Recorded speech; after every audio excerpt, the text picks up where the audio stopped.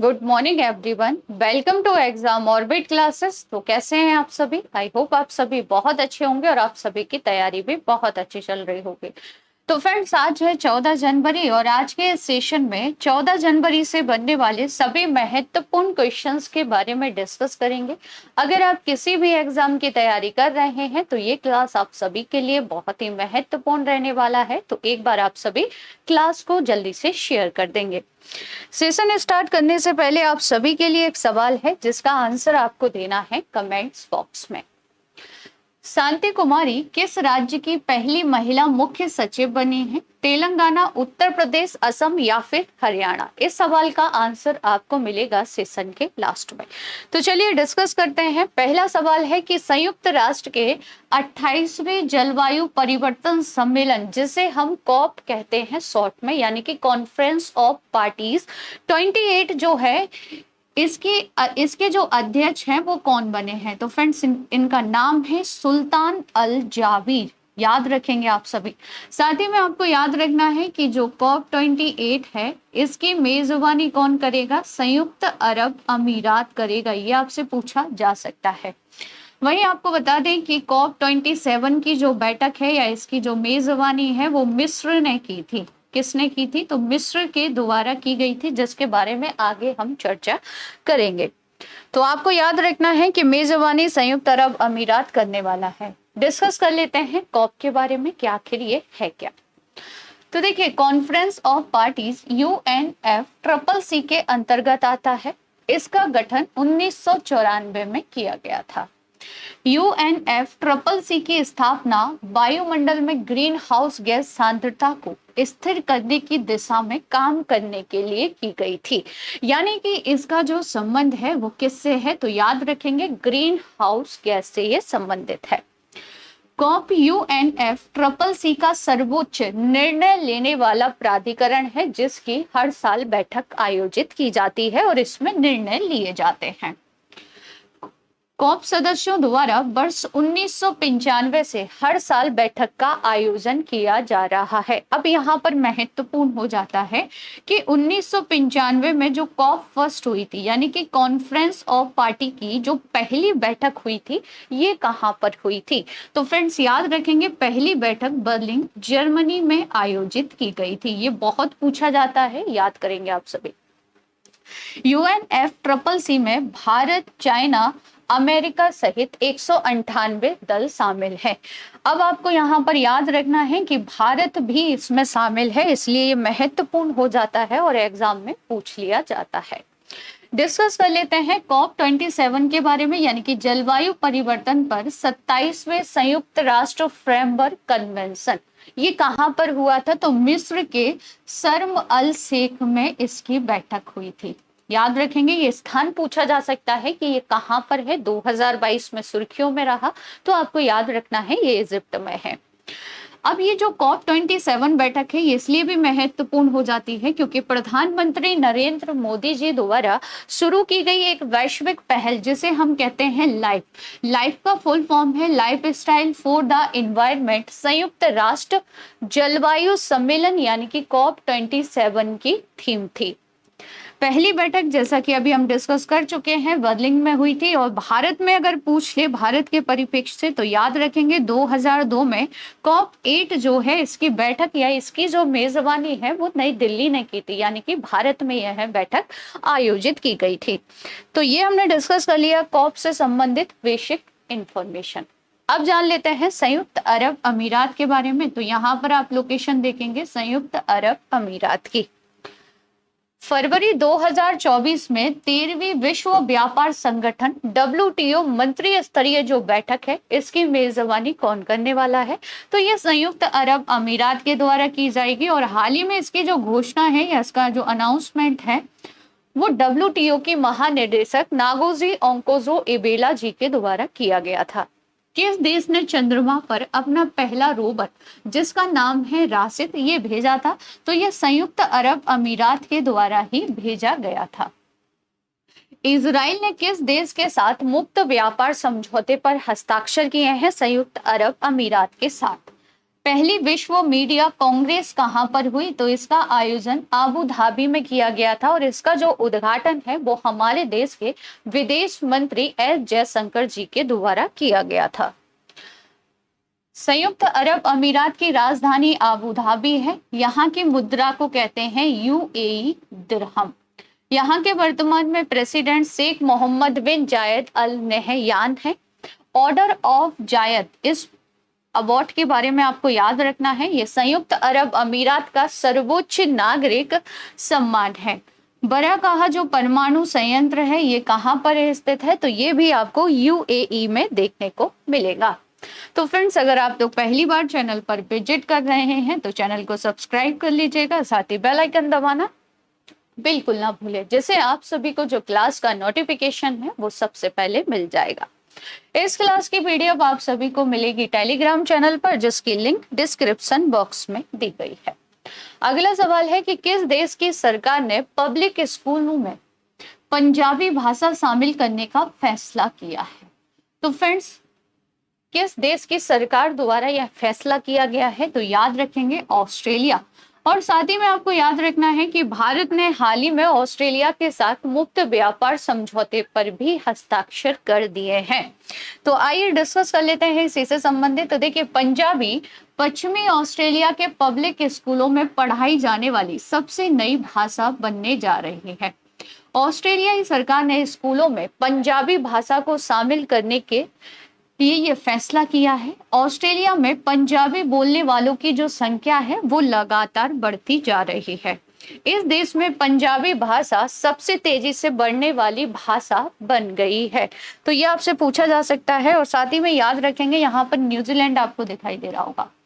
तो सिगरेट पर आजीवन जो प्रतिबंध लगाया गया है वो किस देश के द्वारा लगाया गया है? तो ये पॉइंट आप याद रखेंगे, न्यूजीलैंड ने ये लगा दिया है ना, पूछा जा सकता है आप सभी से।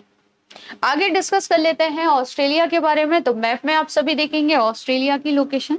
ऑस्ट्रेलिया से आपको याद रखना है डाउन्स। ऑस्ट्रेलिया में जो घास भूमि पाई जाती है फ्रेंड्स, उसे डाउन्स कहते हैं।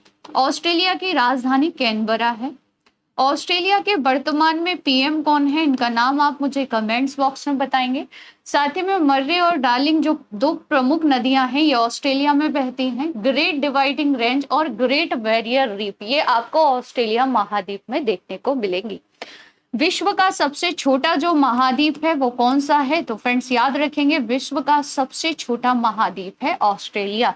साथ ही में याद रखेंगे, ऑस्ट्रेलिया एकमात्र ऐसा महाद्वीप है यहाँ पर एक भी वोल्केनो यानी कि ज्वालामुखी नहीं है। ये आपसे पूछा जा सकता है। आगे बढ़ते हैं।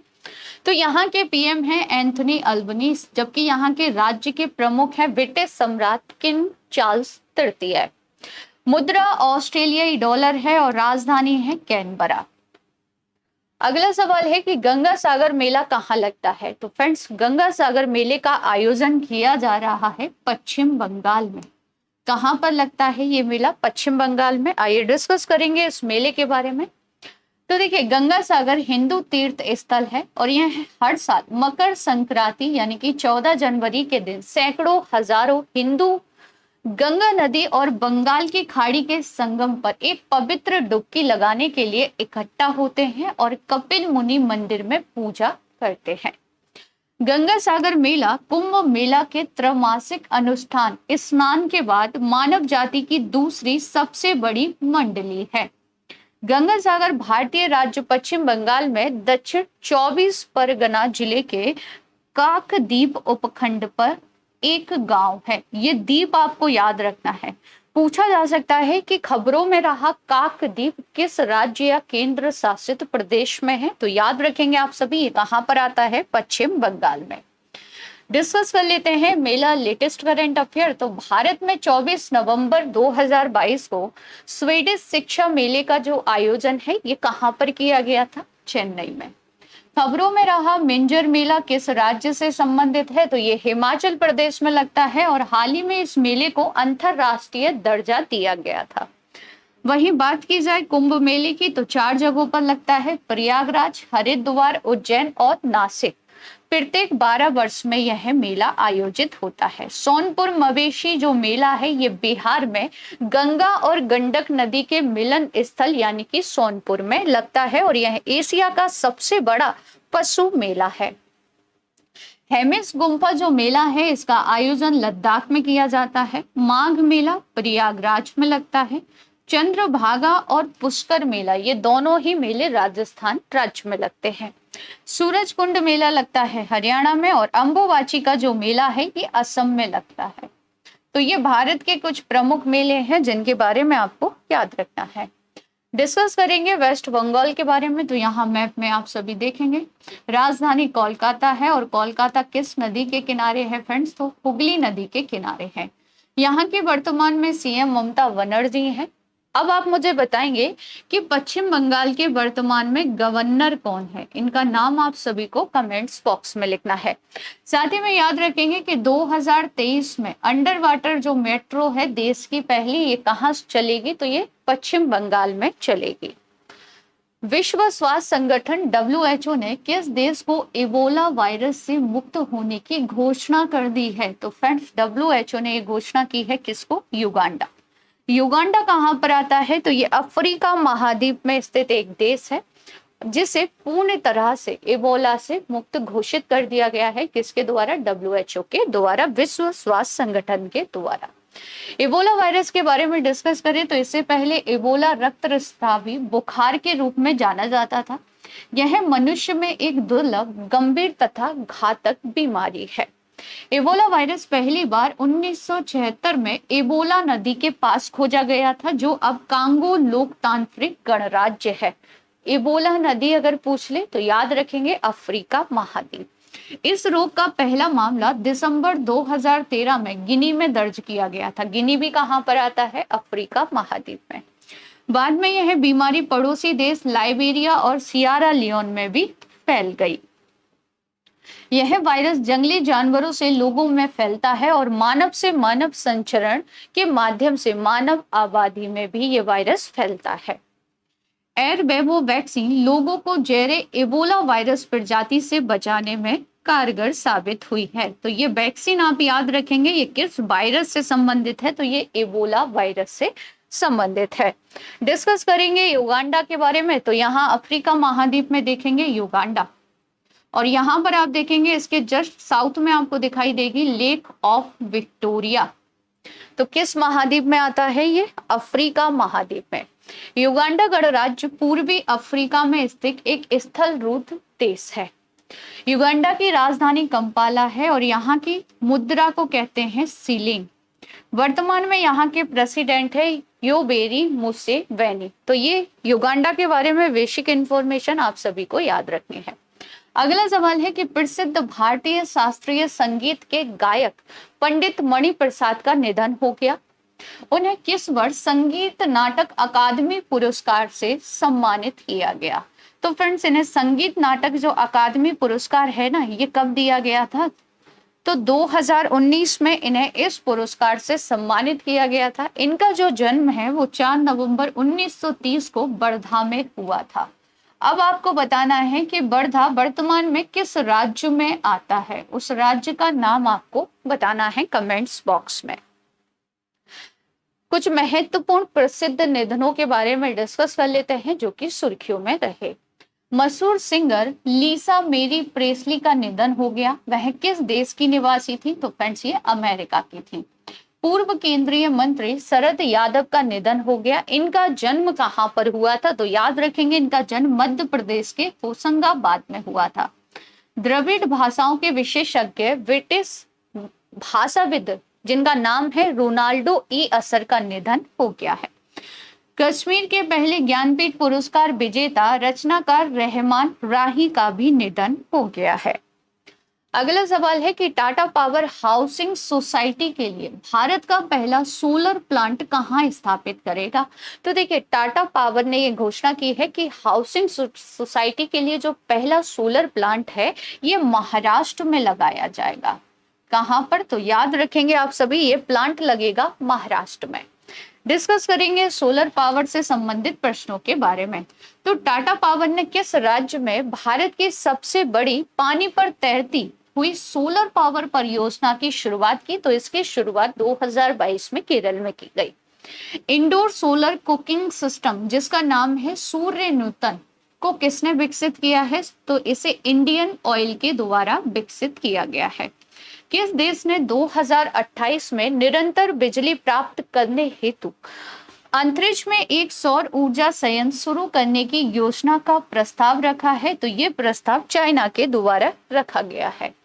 अगला सवाल है कि किसे व्यवसाय एवं सामुदायिक कल्याण के क्षेत्र में उल्लेखनीय योगदान के लिए प्रवासी भारतीय सम्मान पुरस्कार से सम्मानित किया गया है? तो फ्रेंड्स, ये जो पुरस्कार है ना, द्रौपदी मुर्मू यानी कि राष्ट्रपति जो भारत की हैं, इनके द्वारा अमित कैलाश चंद्र लाठ को दिया गया है। डिस्कस करेंगे इनके बारे में। तो सबसे पहले आप पिक में देख सकते हैं, राष्ट्रपति द्रौपदी मुर्मू जी द्वारा इन्हें पुरस्कृत किया जा रहा है।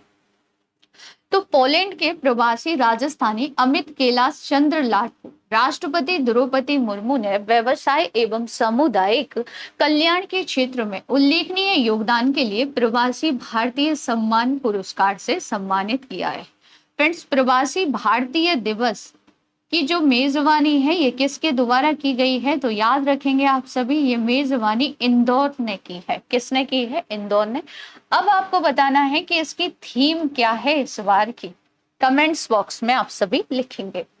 ऑनलाइन गेमिंग में भारत का पहला उत्कृष्टता केंद्र कहां पर खोला जाएगा? तो फ्रेंड्स, ये खोला जाएगा शिलांग में। कहां पर बनेगा? तो ये शिलांग में बनेगा। डिजिटल कौशल पर प्रशिक्षण प्रदान करने के लिए शिलांग में राष्ट्रीय इलेक्ट्रॉनिक्स और आईटी संस्थान के तहत एक अत्याधुनिक सुविधा की स्थापना की जाएगी। जल्द ही इसके लिए 10 एकड़ का कैंपस भी तैयार किया जाएगा। किस देश के शांति रक्षकों को अनुकरणीय सेवा के लिए संयुक्त राष्ट्र पदक से सम्मानित किया गया है? तो फ्रेंड्स, ये जो पदक है ना, ये भारत के सैनिकों को दिया गया है। किसके द्वारा? संयुक्त राष्ट्र के द्वारा। तो देखिए, दक्षिणी सूडान में संयुक्त राष्ट्र मिशन में सेवारत 1000 से अधिक भारतीय शांति सैनिकों को एक पुरस्कार समारोह में सम्मानित किया गया।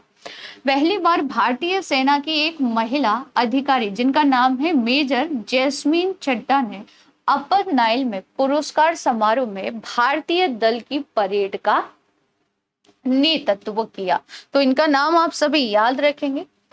विश्व बैंक की वैश्विक आर्थिक संभावना रिपोर्ट के अनुसार 2023 और 24 में भारत की अपेक्षित आर्थिक वृद्धि दर कितनी है? तो फ्रेंड्स, वर्ल्ड बैंक के अनुसार ये जो वृद्धि दर है वो रही है 6.6%। आगे डिस्कस कर लेते हैं वर्ल्ड बैंक के बारे में। तो विश्व बैंक की स्थापना 1944 में हुई थी। इसका मुख्यालय अमेरिका की कैपिटल यानी कि वाशिंगटन डीसी में है। अध्यक्ष वर्तमान में डेविड मालपास हैं। विश्व बैंक के मुख्य अर्थशास्त्री के रूप में नामित किया गया है इंदरमीत गिल को। इसका जो उद्देश्य है वो सदस्य राष्ट्रों को पुनर्निर्माण और विकास के कार्यों में आर्थिक सहायता देना। क्लास की शुरुआत में जो क्वेश्चन मैंने आपसे पूछा था कि शांति कुमारी किस राज्य की पहली महिला मुख्य सचिव बन गई हैं? तो ये तेलंगाना की बनी हैं, जिन्हें आप सभी पिक में देख सकते हैं। अब आप मुझे बताएंगे कि हाल ही में उत्तर प्रदेश की पहली महिला कमिश्नर कौन बनी है? इसका आंसर आपको देना है कमेंट्स बॉक्स में। तो पिक में आप सभी इन्हें देख सकते हैं। आगे डिस्कस कर लेते हैं कल की क्लास के बारे में। तो खबरों में रहा सबराग मुवा जो यूनिवर्सिटी है ये किस देश में है? तो ये सुर्खियों में थी और ये श्रीलंका में है। भारत का पहला 5G सक्षम ड्रोन किस टेक स्टार्टअप द्वारा विकसित किया गया है? तो इसे विकसित किया है IG ड्रोन ने। ऐनूर अमीनूर उत्सव जो है ये किस जनजाति द्वारा मनाया जाता है? तो कोटा जनजाति द्वारा मनाया जाता है। कहाँ पर? तमिलनाडु में। किस देश की सरकार ने 2030 तक सेवानिवृत्त की आयु 62 वर्ष से बढ़ाकर 64 वर्ष करने की घोषणा की है? फ्रांस ने।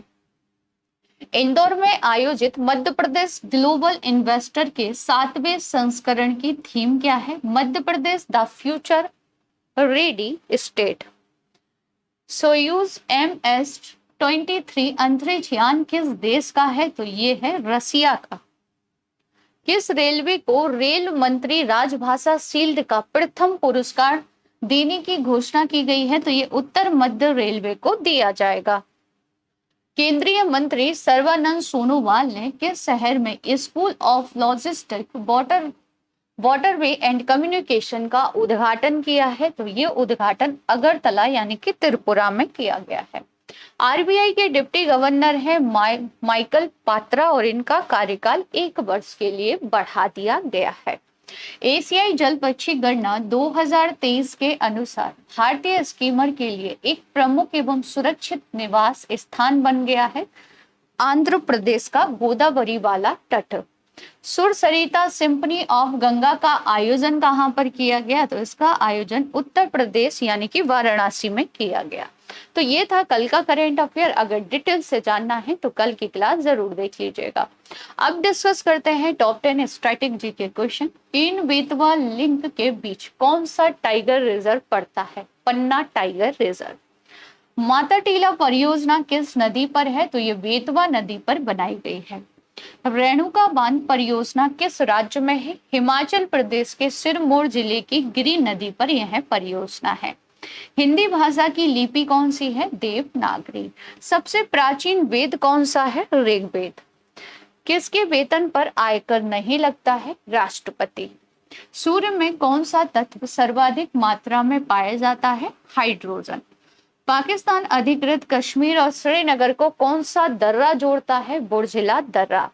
लोदी वंश का संस्थापक कौन था? बहलोल लोदी। मनुष्य में गुणसूत्रों की जो संख्या है ये कितनी होती है? 46। कल की क्लास में कुछ सवाल आपसे पूछे गए थे, इनके आंसर एक बार देख लेते हैं। किस देश को पीछे छोड़कर भारत विश्व स्तर पर तीसरा सबसे बड़ा ऑटो बाजार बना है? तो फ्रेंड्स, भारत ने जापान को पीछे छोड़ दिया है। सामाजिक और भावनात्मक शिक्षा को बढ़ावा देने के लिए सहर्ष विशेष शिक्षा कार्यक्रम की शुरुआत किसने की है? तो सही आंसर था ऑप्शन सी, त्रिपुरा। सरहुल जो फेस्टिवल है इसका आयोजन किया जाता है झारखंड में। अब आप सभी के लिए कुछ सवाल हैं जिनके आंसर आपको देने हैं कमेंट्स बॉक्स में। तो पहला सवाल है कि drug controller general of India ने भारत में निर्मित पहले इबोला वैक्सीन के किस देश के निर्यात को मंजूरी दे दी है? किस देश के राष्ट्रपति जो बाइडेन ने भारतीय मूल के अमेरिकी नागरिक जिनका नाम है कृष्णा बबी लाला को प्रेसिडेंशियल लाइफ टाइम अचीवमेंट पुरस्कार से सम्मानित किया? राष्ट्रमंडल खेलों का आयोजन भारत में किस वर्ष किया गया था? भारतीय राष्ट्रीय कांग्रेस के पहले अध्यक्ष कौन थे? तो फ्रेंड्स, इन सभी के आंसर आपको देने हैं कमेंट्स बॉक्स में। आज का ये सेशन आप सभी को कैसा लगा कमेंट्स करके जरूर बताइएगा। अगर क्लास अच्छी लगी हो तो क्लास को ज्यादा से ज्यादा शेयर कीजिएगा, लाइक कीजिएगा और चैनल को सब्सक्राइब जरूर कर लीजिएगा। मिलते हैं नए सेशन में एक नए टॉपिक के साथ। तब तक के लिए जय हिंद, जय भारत।